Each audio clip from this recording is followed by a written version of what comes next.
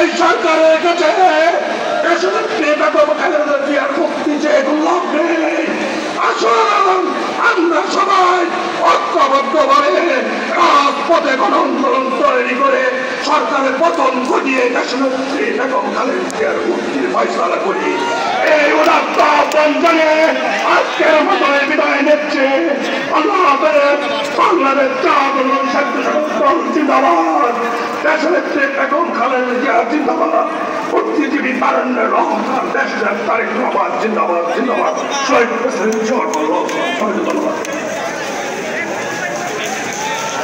এ পর্যায়ে বক্তব্য রাখবেন দক্ষিণ জেলা স্বেচ্ছাসেবক দলের সদস্য জনাব সোহেল খান। বিসমিল্লাহির রহমানির রহিম।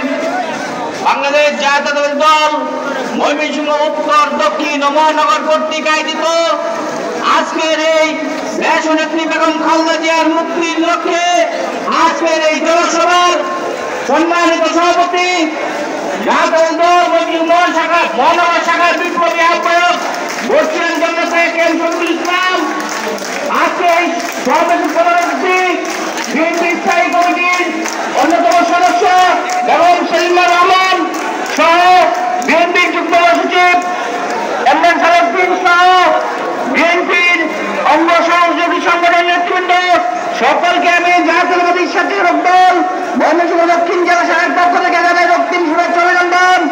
সাথী বন্ধুরা, আমি কেন্দ্রীয় নেতৃবৃন্দের কাছে আহ্বান জানাবো, আমরা অনেক সভা সমাবেশ করেছি খালেদা জিয়ার মুক্তির জন্য।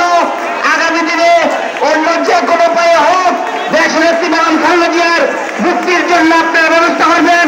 আমরা সেই আন্দোলনে শরীক হব, এই আশা আহ্বান ব্যক্ত করে আমার বক্তব্য শেষ করছি। খুদাহাফেজ।